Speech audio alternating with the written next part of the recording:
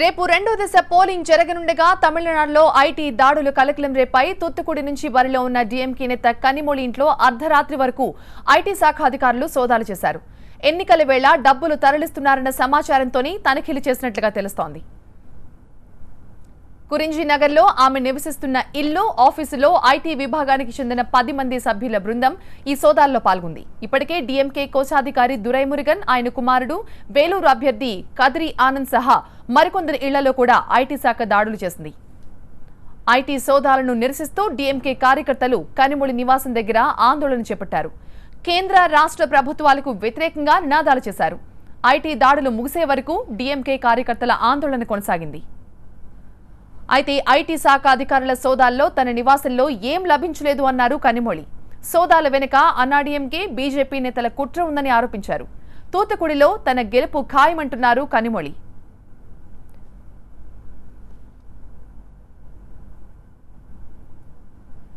நான் நினைக்கிறேன் வேலூரிலே தேர்தலை நியாயமற்ற முறையிலே நிறுத்தி இருக்கிறார்கள். இதே மாதிரி இதை ஒரு காரணமாக வைத்துக்கொண்டு தோல்வி பயத்தால் இங்கேயும் தேர்தலை நிறுத்திவிடலாமா என்ற ஒரு நப்பாசையில் இதை செஞ்சுருக்காங்கன்னு நினைக்கிறேன். ஆனால் இதற்கெல்லாம் திராவிட முன்னேற்ற கழகம் பயந்த கட்சி கிடையாது. எதுவாக இருந்தாலும் நாங்கள் சந்திப்போம். ஆனால் இது ஜனநாயகத்திற்கு விரோதமானது. எல்லாரும் சொல்லுவது போல தேர்தல் கமிஷனும் இன்று ஐடி டிபார்ட்மெண்ட்டும் மோடியுடைய கூட்டணி சேர்ந்து கொண்டு அவர்களுடைய கூட்டணியிலே வலு சேர்க்கக்கூடிய வகையிலே மற்ற எல்லா எதிர்கட்சிகளையும் பயமுடுத்தக்கூடிய அவர்களை பயன்படுத்தி இந்த ஐடி டிபார்ட்மெண்ட்டையும் எலெக்ஷன் கமிஷனையும் பயன்படுத்தி எதிர்கட்சிகளுக்கெல்லாம் எதிராக அவர்கள் செயல்பட்டு கொண்டிருக்கிறார்கள். ஏறத்தாழ அந்த கூட்டணியில் ஒன்றாகத்தான் இவர்கள் செயல்பட்டு கொண்டிருக்கிறார்கள் என்று కనిమొళి నివాసంలో ఐటీ సోదాలపై తీవ్ర ఆగ్రహం వ్యక్తం చేశారు డీఎంకే అధ్యక్షుడు స్టాలిన్. బీజేపీ అభ్యర్థి తమిళ సెల్వి సౌందరరాజన్ ఇంట్లో కూడా సోదాలు చేస్తే కోట్ల నగదు లభిస్తుందని ఎద్దేవా చేశారు.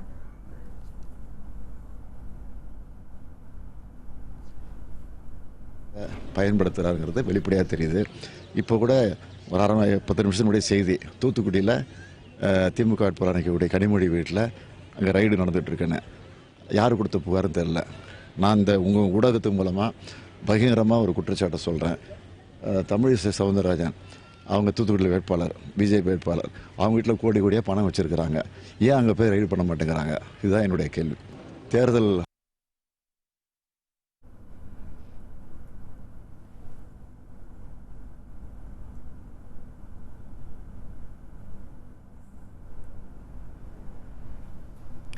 తమిళనాడు థేని జిల్లాలోని అండిపట్టిలో అర్ధరాత్రి సోదాలు నిర్వహించారు. సరైన పత్రాలు లేకుండా తరలిస్తున్న 1,48,00,000 నగదును సీజ్ చేశారు. నగదు మొత్తం ప్యాక్ చేసి ఉండడంతో ఓటర్లకు పంచేందుకు తీసుకువెళ్తున్నట్లుగా గుర్తించారు. సీల్ చేసిన ప్యాకెట్లపై ఒక్కొక్క ఓటర్కి 300 రూపాయలు ఇవ్వాలంటూ రాసి ఉండడాన్ని గమనించారు. ఏఎంఎంకే పార్టీకి చెందిన కార్యకర్తలు ఈ నగదును తరలిస్తున్నట్లుగా పోలీసులు నిర్ధారించారు. తమిళనాడులో ఐటీ దాడులకు సంబంధించి మా ప్రతినిధి మురళి మరింత సమాచారం అందిస్తారు. మురళి, పోలింగ్ ఇంకా ఒక రోజు మాత్రమే ఉంది. ఇంకా కూడా ఐటీ సోదాలు తమిళనాడులో కొనసాగుతున్నాయి. ముఖ్యంగా డిఎంకే నేతలు, అలాగే ఏఎంఎంకే దినకరన్ చెందినటువంటి ఏఎంఎం పార్టీకి సంబంధించినటువంటి నేతల టార్గెట్ గా ఈ సోదాలు అనేవి జరుగుతున్నాయి. నిన్న ఉదయం నుంచి కూడా ఇటు డిఎంకే ముఖ్య నేతలైనటువంటి దురైమురుగన్, అలాగే వేలూరు లోక్సభ అభ్యర్థిగా ఉన్నటువంటి కదిరి ఆనంద్, ఈ ఇద్దరి ఇళ్లపైన కూడా సోదాలు గత 10 రోజులుగా జరుగుతుంటే నిన్న కూడా వారికి సంబంధించినటువంటి సన్నిహితుల ఇళ్లపై సోదాలు జరిగాయి. అలాగే నిన్న డిఎంకే అధినేత స్టాలిన్ సోదరి కనిమొళి ఇళ్లపై కూడా ఐటీ సోదాలు అనేవి జరిగాయి. సో కనిమొళి తూత్తుకుడి డిఎంకే అభ్యర్థిగా, లోక్సభ అభ్యర్థిగా బరిలో ఉన్నారు. అదే స్థానానికి బీజేపీ నుంచి తమిళనాడు బీజేపీ రాష్ట్ర అధ్యక్షురాలు తమిళ ఇసై అక్కడి నుంచి బరిలో ఉన్నారు. బీజేపీకి లాభం చేకూర్చేందుకు తమను టార్గెట్ గా చేసి సోదాలు జరుగుతున్నాయని డిఎంకే ఇప్పటికే మీడియాతో కూడా మాట్లాడుతూ విమర్శలు చేసింది. అలాగే స్టాలిన్ తో పాటు కనిమొళి కూడా ఇద్దరు కూడా మీడియాతో మాట్లాడారు. కేవలం మమ్మల్ని ఓడించేందుకే ఐటీ సోదాలు, అలాగే బీజేపీ ఐటీని, ఈసీని అడ్డు పెట్టుకుని మమ్మల్ని ఓడించే ప్రయత్నం చేస్తుంది. కానీ వాళ్ళు ఎన్ని ప్రయత్నాలు చేసినా కూడా ఖచ్చితంగా తమిళనాడులో మెజారిటీ స్థానాలు డిఎంకేని గెలుచుకుంటుంది. తమిళ ప్రజలందరూ కూడా తమిళనాడు పాలనను కోరుకుంటున్నారు. కేంద్రం బీజేపీ అవలంబిస్తున్నటువంటి వైఖరిని ఎండగట్టేందుకు ఈ ఎన్నికల్లో ప్రజల తీర్పును మాకు అనుకూలంగా ఇవ్వబోతున్నారని స్టాలిన్ కూడా చెప్పినటువంటి పరిస్థితి. మరోవైపు వేలూరు ఉప ఎన్నిక వేలూరు ఎన్నికకు సంబంధించి పోలింగ్ కూడా Right. ఈసీ రద్దు చేసే నిర్ణయం తీసుకున్నటువంటి పరిస్థితి ఉంది. అయితే దీనికి సంబంధించి ఎప్పుడు పోలింగ్ నిర్వహిస్తారనేది మాత్రం ఈసీ మరి 2 రోజుల్లో స్పష్టత ఇచ్చేటువంటి అవకాశం ఉంది. రైట్ మురళి.